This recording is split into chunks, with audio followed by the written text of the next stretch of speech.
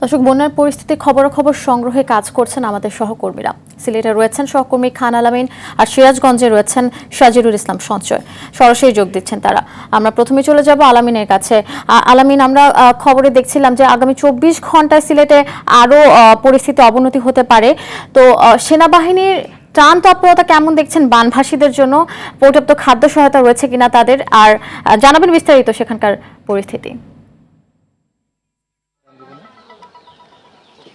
আফসানা, হ্যাঁ ঠিকই বলেছেন যে 24 ঘন্টা বন্যা পরিস্থিতির অবনতি হতে পারে, কারণ যেটা আগে থেকে বলা হচ্ছিল যে সোমবার পর্যন্ত বৃষ্টি কিংবা ভারী বৃষ্টি হওয়ার একটা আশঙ্কা রয়েছে, যার ফলে সিলেট এবং সুনামগঞ্জ এলাকাতে আরও বন্যা পরিস্থিতি খারাপ হওয়ার একটা কথা আগে থেকে বলা হয়েছিল। এবং সেটি শুধু সিলেট সুনামগঞ্জে, মৌলভীবাজার এবং হবিগঞ্জেও কিন্তু পাশাপাশি এই বন্যা পরিস্থিতি আস্তে আস্তে অবনতির দিকে যাচ্ছে। আমরা এখন একটি এলাকা আপনাকে হয়তো দেখাচ্ছি, সিলেটের কানাইঘাট উপজেলার একটি এলাকা।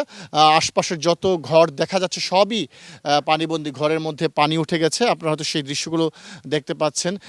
কিছু কিছু ঘরে হয়তো পানি উঠেনি, মানুষ সেখানে ঠাঁই নিয়েছে। পুরো এলাকাতেই একই অবস্থা আসলে। এবং আমরা শুনছিলাম যে এখানে বেশ একটি গরুও গতকালকে মারা গেছে, ডাঙ্গায় রাখতে না পেরে সেই গরুটি আসলে শেষ পর্যন্ত মারা গেছে, আমরা সেই খবরটা জানতে পেরেছি।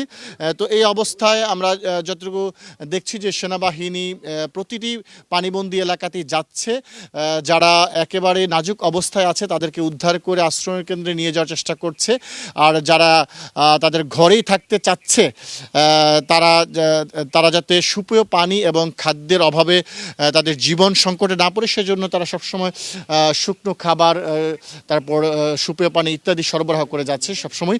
আমরা সকালেও এই কানাইঘাট উপজেলার বিভিন্ন এলাকাতে ঘুরেছি, এরকম বন্যা কবলিত এলাকাগুলোতে, এবং আজকে বিকেলবেলাও আসলে এসে দেখছি যে এই এলাকাতে মূলত কিছুটা পানি বেড়েছে। যদিও আমরা বলছিলাম যে শহরের দিকে পানি অনেকটাই কমে গেছে, কিন্তু এই এলাকাতে কিছুটা পানি বেড়েছে, অর্থাৎ শহর থেকে পানির চাপ এদিকে হয়তো এসেছে, যার কারণে বলা যায় যে এই এলাকাতে পানির চাপ কিছুটা বেড়েছে।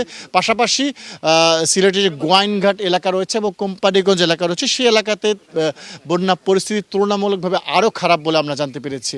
তো আফসানা, এই হচ্ছে সবশেষ অবস্থা সিলেটের বন্যা পরিস্থিতির। ধন্যবাদ আলামিন, আপনি থাকুন সেখানে। আমরা এখন চলে যাব সিরাজগঞ্জে, সেখানে রয়েছেন সহকর্মী সঞ্চয়। সঞ্চয়, সিরাজগঞ্জের পরিস্থিতি কেমন দেখছেন, বিস্তারিত জানাবেন। আফসানা, সিরাজগঞ্জে কিন্তু আজকে ভোর 6টা থেকে বিকেল 3টা পর্যন্ত 9 ঘন্টায় সিরাজগঞ্জের যমুনা নদীতে কিন্তু যমুনা নদীর পানি কিন্তু 7 সেন্টিমিটার বৃদ্ধি পেয়েছে, যার ফলে কিন্তু সিরাজগঞ্জ শহররক্ষা বাঁধ পয়েন্টে বর্তমানে যমুনা নদীর পানি বিপদসীমার 19 সেন্টিমিটার নিচ দিয়ে প্রবাহিত হচ্ছে। একই সময়ে কিন্তু সিরাজগঞ্জের যে অভ্যন্তরীণ নদ নদীগুলো রয়েছে সেগুলোতে কিন্তু পানি বৃদ্ধি অব্যাহত রয়েছে, যার ফলে কিন্তু সিরাজগঞ্জের বন্যা পরিস্থিতির অবনতির দিকে রয়েছে। আপনাদের আমি একটু দেখাতে চাই, আমি এখন রয়েছি সিরাজগঞ্জ সদর উপজেলার কোকসাবাড়ি ইউনিয়নের একটি নিম্নাঞ্চলে। এখানে কিন্তু বিস্তীর্ণ এলাকা কিন্তু বন্যা কবলিত হয়ে পড়েছে। এখানকার যে বসত বাড়িগুলো রয়েছে সেগুলো কিন্তু ইতিমধ্যেই বসত বাড়ি পানির নিচে তলিয়ে গেছে। এখানকার যারা জনবসতি রয়েছেন এরা কিন্তু ঘর বাড়ি রেখে নিরাপদ আশ্রয় নিয়েছেন, কেউ বা সরকারি কোনো শিক্ষা প্রতিষ্ঠানে কিংবা রাস্তার পাশে কুড়ে ঘর উঠিয়ে সেখানে কিন্তু তারা অবস্থান করছেন। একই সাথে কিন্তু সিরাজগঞ্জের ইতিমধ্যে কিন্তু সিরাজগঞ্জের 5টি উপজেলার প্রায় 15টি ইউনিয়নের 25,000 মানুষ বন্যা কবলিত হয়েছে। বন্যা কবলিত এলাকাগুলোতে কিন্তু আমরা আজকে সারাদিন ঘুরে যেটি দেখেছি, বন্যা কবলিত এলাকার 35 কাশন ব্যবস্থা এবং বিশুদ্ধ পানি ও খাবারের কিন্তু তীব্র সংকটের দেখা দিচ্ছে। কিন্তু এ পর্যন্ত কিন্তু আমরা সিরাজগঞ্জের কোথাও আসলে ত্রাণ তৎপরতা শুরু হতে দেখিনি। আজকে আমরা সিরাজগঞ্জ জেলা ত্রাণ ও পুনর্বাসন কর্মকর্তার সাথে কথা বলেছিলাম।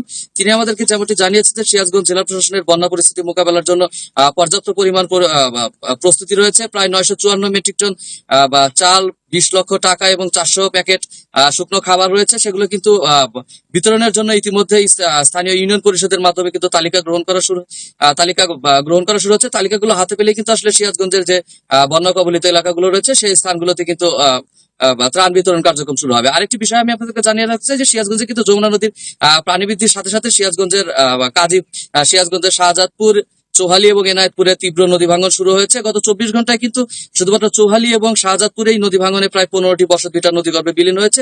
এছাড়া বিস্তীর্ণ ফসলি জমি কিন্তু নদীগর্ভে বিলীন হয়েছে। একই সাথে কিন্তু আরো বেশ কয়েকটি শিক্ষা প্রতিষ্ঠান সহ অসংখ্য স্থাপনা কিন্তু ভাঙনের ঝুঁকিতে রয়েছে।